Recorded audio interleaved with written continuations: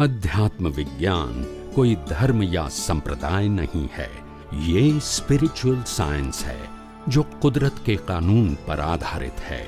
ये विज्ञान पूरे ब्रह्मांड के सभी रहस्यों को उजागर करता है और जीवन के सभी पहलुओं को समझने के लिए एक नई दृष्टि देता है।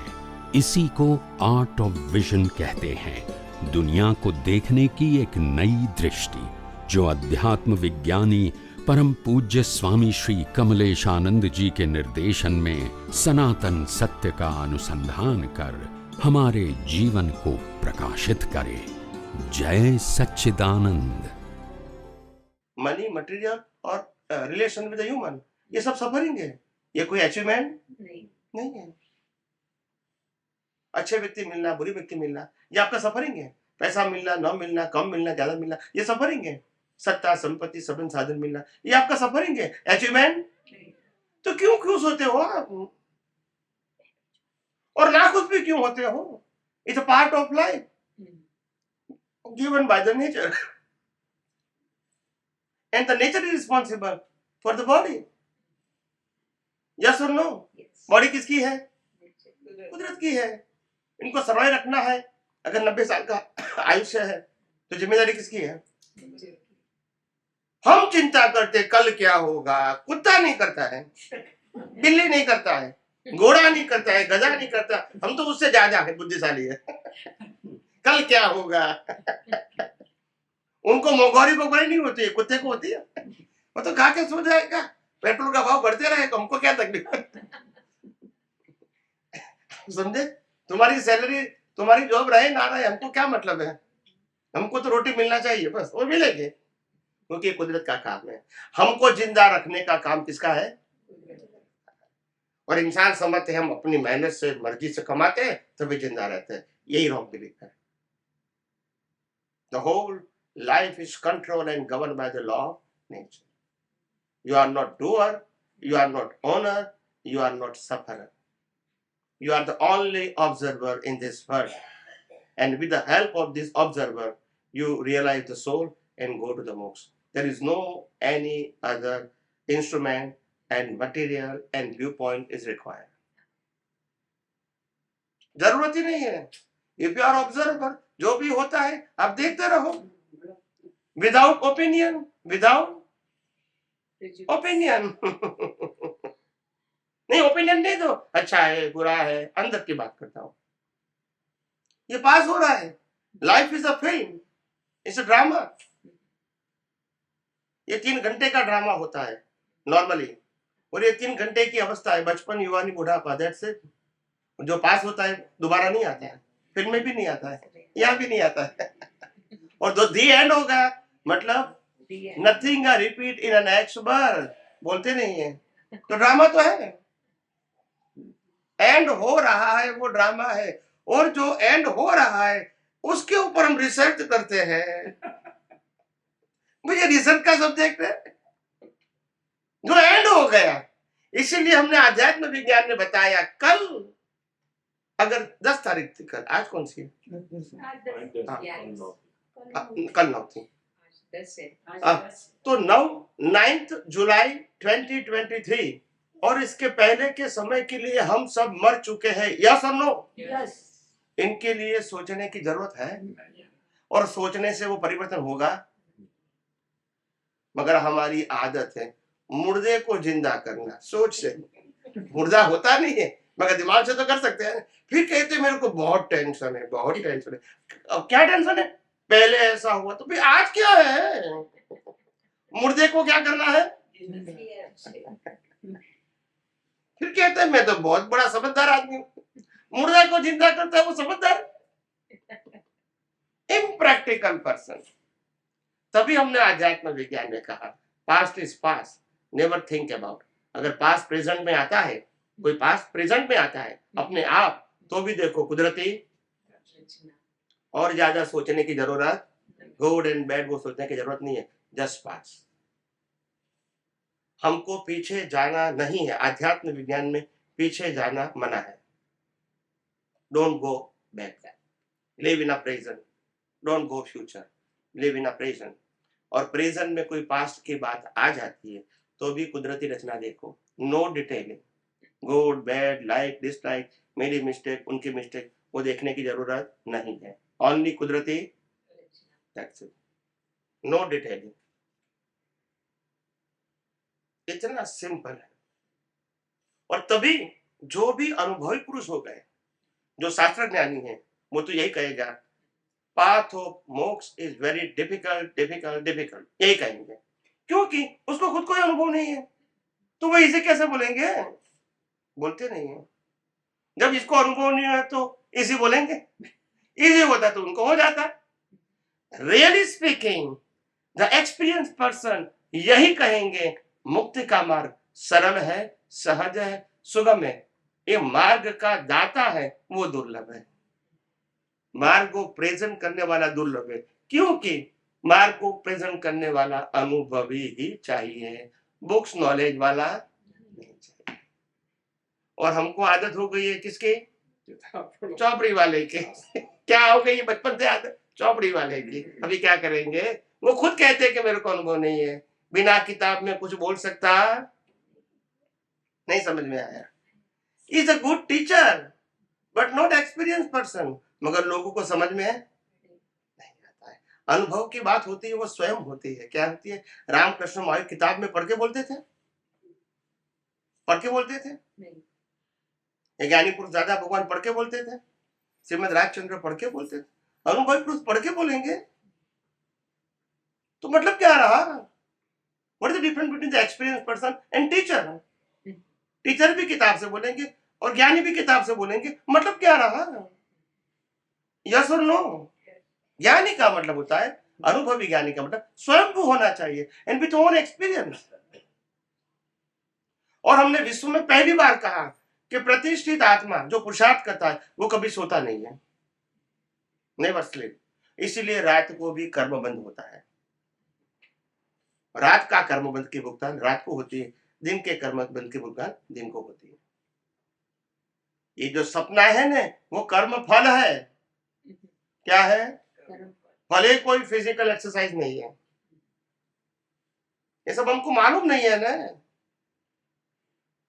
प्रतिष्ठित आत्मा कभी सोता नहीं है जो लाइव है, डिस्चार्ज प्रतिष्ठित आत्मा जो रिजल्ट के रूप में है वो सो जाता है, क्योंकि उनको फिजिकल बॉडी से कनेक्शन है। तो ये सब बातें किताबों में नहीं होती है कहां से करेंगे, और किताबें मगर लिखी भी है कि महापुरुषों ने, तो समझ में भी, क्योंकि अनुभव के बिना कैसे समझ में आएगी। तो प्रतिष्ठित आत्मा रात को जब सो जाते हैं तब भी कर्म बांध सकती है, बांधती ही है। जैसे एग्जांपल दीजिए आप, कैसा मतलब क्या कर्म बांधती है। ये रात को सपना दिखता है जो भी, वो रिजल्ट के एग्जाम, तो सपना तो पहले मेरे को उत्तर दो, रिजल्ट के एग्जाम है, इतना दे दो, दोनों में से एक सिलेक्ट कर दो, क्या है, रिजल्ट है कि एग्जाम है, सिलेक्ट एनीवन। मेरे हिसाब से तो रिजल्ट है, रिजल्ट है, ठीक है। एग्जाम कब दिया था, ठीक है, और अभी हाथ पाँव तो हिलता नहीं है, फिजिकल तो कोई कनेक्शन नहीं है, तो वो कर्म कैसा होगा, तो कर्म फल हुआ, कर्म फल हुआ, कर्म कैसा हुआ वो बताओ ना, रिजल्ट के ऊपर से एग्जाम की बात बताओ ना, ये कब कौन से एग्जाम दिया होगा तभी ऐसा रिजल्ट आया, वो तो पिछले जन्म में किया था कि, अरे पिछले अवतार में किया था, मगर मैं I ask you the question, exam की प्रोसेस पिछले अवतार में क्या होगी वो बताओ, रिजल्ट बता दिया आपने सपना, वो हमको तो वो प्रोसेस भी किसमें होगी, सपने में, तो रिजल्ट कैसे आएगा, और खुली आंख में जो किया होगा रात में उसका रिजल्ट कैसे आएगा, तो जो पहले सपने में हुआ वही, तो वही तो है, वही तो है। दादा भगवान ने क्या कहा है मालूम है, अनकॉन्शियस पर्सन भी कर्म बंद करता है, अनकॉन्शियस, आप समझे, जो कॉन्शियस नहीं है वो भी कर्म बंद करता है। पर सवाल ये है कि जैसे सपना आया उसमें आपने किसी को झापट लगाया, राइट, तो अगर झापट लगाया तो वो कर्म बंद हुआ कि वो रिजल्ट आया है कि पहले कुछ हुआ था उसका आपने जो है वो कर्म फल आया, देखो देखो सपने के अंदर लाख रुपया का नुकसान होता है तो वो नुकसान नहीं है, और लाख रुपया का प्रॉफिट होता है तो वो प्रॉफिट नहीं है, सिर्फ सपना ही है। राइट। दोनों नॉन फिजिकल है। एक महाशय कहते थे मेरे को, मैं अमेरिका आया 94 में, एक युवा कहता था कि स्वामी जी मैं शादी करने के लिए सोच रहा इंडिया के अंदर, कोई महल के अंदर, राजस्थान के, तो कितना खर्चा आएगा? मैंने कहा सोचने का फ्री है, शादी करूंगे तो ही खर्चा आएगा। आपको जो सोचना है वो सोचो, सोचने में कहाँ पैसा देना है? तुम 10 मिनट में शादी करोगे, कोई पैसा नहीं देना है आपको, जब करोगे यूज करोगे तो ही देना है। सोचने का पैसा अभी सोचने की बात है, तो सोचना तो फ्री है ना। तो ऐसे सपनों में जो कुछ भी होता है वो सोचने जैसी बात है, कुछ मिलेगा नहीं, फिर भी यू कैन एंजॉय और you can suffer, that's it, as a scene. मगर फिजिकली कुछ नहीं है, कुछ भी नहीं है। यही कहते हैं कि लोगों की कठिनाइयां ये है, नहीं समझ में आता है। कुदरत कहती है दुनिया के लोगों को, जब तुम्हारा शरीर तुम्हारा नहीं है तो इस दुनिया में तुम्हारा क्या हो सकता है? क्यों इतना राग द्वेष करते हो? क्यों इतना मोह करते हो? क्यों इतना लगाव करते हो? इसमें से कुछ भी तुम्हारे पास रहने वाला नहीं है, इंक्लूडिंग बॉडी टू, और शरीर की राख भी नहीं रहेगी। बोलते नहीं है, इतना क्यों मोह करते हो? व्हाई?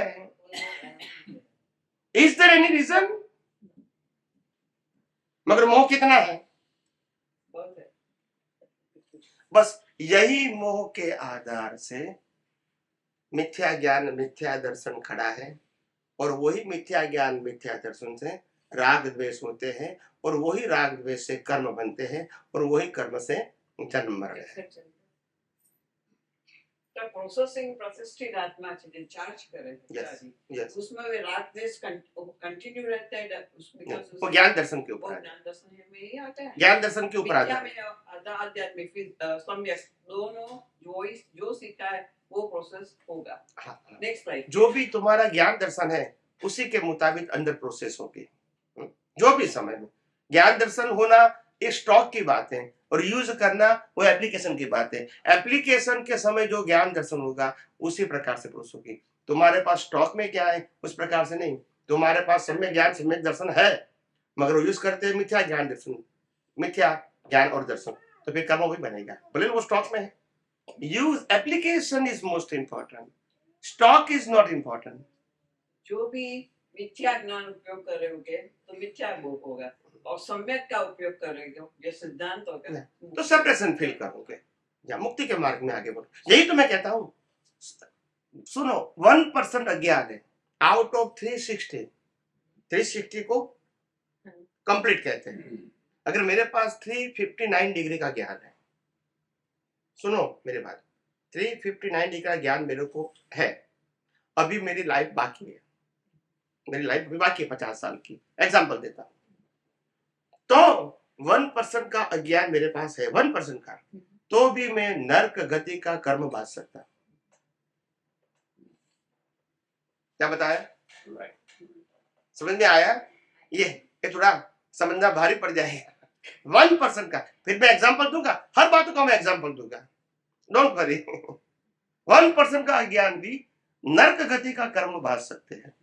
इसके बाद नरक गति का कर्म बांध दिया आपने, इसके बाद सेम लाइफ में आपने अज्ञान को क्या कर दिया? जीरो।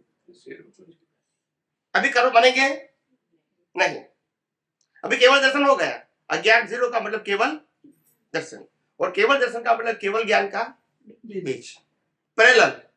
जब और कोई पुरुषार्थ नहीं है तो कौन सा पुरुषार्थ लास्ट में रहेगा? केवल ज्ञान का बीज। संसार की तो वैल्यू खत्म हो गई, जीरो। अभी आपको नेक्स्ट मनुष्य भाव में केवल ज्ञान होगा, नेक्स्ट मनुष्य भाव में, मगर पहले नरक गति में जाना पड़ेगा। और इसीलिए अभी जो प्रथम तीर्थंकर होने वाले हैं पद्मनाभ, वो अभी नरक में है, और नेक्स्ट लाइफ उसकी तीर्थंकर की, next life, next human life. You can check on books, आप समझे? तो ये सब किसी को मालूम ही नहीं है ना, किताबें तो पढ़ते रहते हैं, प्रिंसिपल मालूम नहीं है। मेरा काम प्रिंसिपल बताना है, स्टोरी बताना नहीं है। उन लोगों को स्टोरी में रस है, मेरे को स्टोरी में रस नहीं है, मेरे को प्रिंसिपल में रस है, और प्रिंसिपल को कन्विंस करने के लिए मैं एग्जाम्पल देता हूँ। समझ में आता? मैं महावीर की स्टोरी, राम की, कृष्ण की स्टोरी मैं नहीं कहता, मैं दादा भगवान की स्टोरी भी नहीं कहता हूँ। मेरा काम स्टोरी कहना नहीं है, मेरा काम साइंस कहना है, और साइंस को समझाने के लिए एग्जाम्पल मैं दादा का भी दूंगा, श्रीमद राजचंद्र को भी दूंगा, रामकृष्ण महावीर का भी दूंगा, और किसी का भी दूंगा। मेरा काम आपको कन्विंस करने के लिए एग्जाम देता हूँ। I am not projecting any person. मेरा प्रोजेक्शन सिर्फ यूनिवर्सल टू साइंस है, और साइंस को समझाने के लिए एग्जाम्पल किसी का भी मैं दे सकता हूँ, इजी टू अंडरस्टैंड, पर एग्जाम्पल वो मेरा प्रोजेक्शन नहीं है, प्रिंसिपल मेरा प्रोजेक्शन है। સ્વામીજી મહાવીર સ્વામીના તમે જે એક્ઝામ્પલ પહેલા આપ્યું હતું બહુ પહેલા પ્રસન્ન ચિત્ત રાજા એને જે જ્ઞાન થયું જે ભવમાં નરકના બંધ કર્મ બાંધે દેવલોક, નરકલોક અને અને એ જ ભક્તિમાં પાછી મોક્ષે ગયા તો એ સજ એક્ઝામ્પલ આપ કોણ સમજાવો ફરી વાર वो महावीर भगवान की हाजिरी में सैनिक महाराजा, हाँ, तो सैनिक महाराजा उनके परम शिष्य थे भगवान महावीर के। एक दिन वो भगवान महावीर के दर्शन करने के लिए आ रहे थे, तो रास्ते में उन्होंने एक जैन साधु को देखा, ताप के अंदर एक पांव के ऊपर खड़ा है, एक पांव के ऊपर, और ऐसा हाथ करके खड़ा है और धूप ले रहा है, और वो अपने ध्यान में मग्न है। मगर ये उसको कहेंगे कि ये आखिरी पोजीशन होती है, धूप में एक पांव पे खड़ा रहना और पूरा बॉडी वेट हो जाना, आप समझे ना, कंटिन्यूअसली। तो ऐसी तपस्या को देखकर उनको लगा कि ये तो बहुत महातपस्वी है, तो मैं भगवान को उसके बारे में पूछूंगा कि आखिर इनकी इंटरनल स्टेटस क्या है। आउटरनल तो दिखता है, इंटरनल स्टेटस क्या है वो जानना जरूरी है। तो भगवान के पास गए, भगवान का दर्शन किया, वहां बैठे, फिर भगवान को प्रश्न किया कि मैं अभी जो साधु भगवान को देखकर आया हूं, उसकी स्थिति आंतरिक राइट नाउ क्या है। क्या बताया? राइट नाउ, अभी क्या है। तब भगवान ने बताया अगर अभी उसका देहांत होता है तो वो नरक गति जाएगा। પ્રસન્ન ચિત્ત थोड़े समय के बाद, आधे घंटे के बाद दोबारा पूछा अभी उनकी स्थिति क्या है। बोला अभी मर जाएगा तो देवलोक में जाएगा। एक घंटे के बाद और पूछा, क्योंकि डिफरेंसेस हुआ तो कुछ चेंज तो होगा ना। फिर तीसरी बार पूछा कि बोला अभी उसका देहांत होता है तो क्या होता है। तो बोला इसको केवल ज्ञान हो गया। क्या बताया? केवल ज्ञान हो गया। तब इसको आश्चर्य हुआ, नरक गति, देव गति और केवल ज्ञान। आप समझे? इसको जैन परिभाषा में कहते परिणति। क्या बोलते हैं? हमारे कविराज ने गाया है, छेल्ला समय जे परिणति छे ते मुजबनु क्षेत्र वहन। સાંભળ્યું છે કે નથી સાંભળ્યું? ખાલી ગાયું જ છે, સમજવાનું નહીં। तो कहने का मतलब ये है कि वो परिणति है। अभी यहाँ साइंस शुरू होता है, ये एग्जाम्पल हो गया, अभी साइंस शुरू होता है। ये परिणति थी, वो डिस्चार्ज थी। क्या थी? चार्ज। उस समय अगर वो इन्वॉल्व होता तो चार्ज होती, तो नरगति में भी जा सकते थे, देवलोक में भी जा सकते थे, मगर वो ऑब्जर्वर थे। परिणति के क्या थे? At that time they attach and die, then they go to the नरक। परिणति होना और परिणति में इन्वॉल्व होना दोनों अलग बात है।